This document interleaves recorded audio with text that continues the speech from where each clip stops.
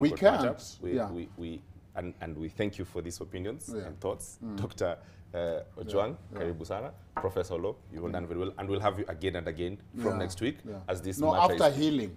After there is a place for healing. Okay, thank you very much. Let him come even tomorrow. Even before absolutely he heals. All right, gentlemen. A few days ago, our sister publication carried this story of how this new parliament, the 13th parliament, has brought in some troubling characters who will be shuffling between courts, fighting fraud and murder charges, and others, stopping their imprisonment while making laws for you, good citizens of Kenya.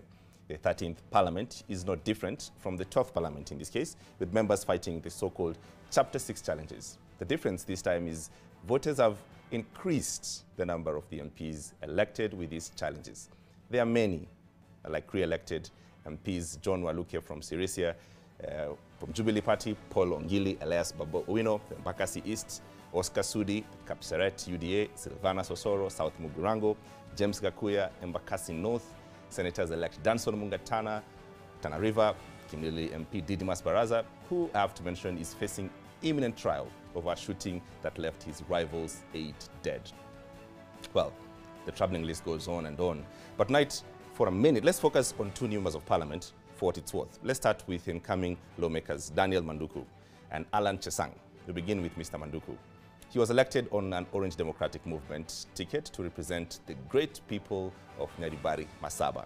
Mr. Manduku faces charges related to the illegal award of tenders, occasioning Kenya Ports Authority to lose 1.4 billion shillings. He left KPA in August 2020 over the corruption allegations, which had to be determined by a court. Mr. Manduku is charged with conspiring to commit an offense by approving the procurement of concrete barrier works without approval.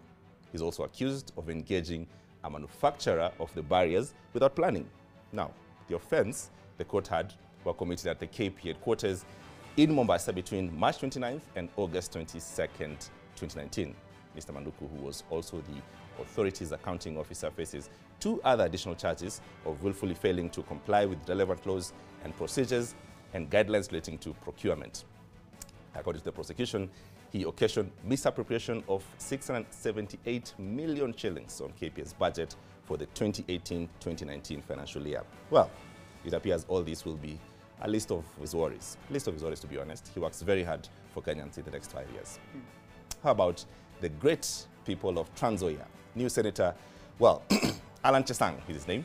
He's the new senator. Mr. Chesang is in court over the 2018 fake 181 million laptop tender at the office of the outgoing Deputy President William Ruto, now President-elect.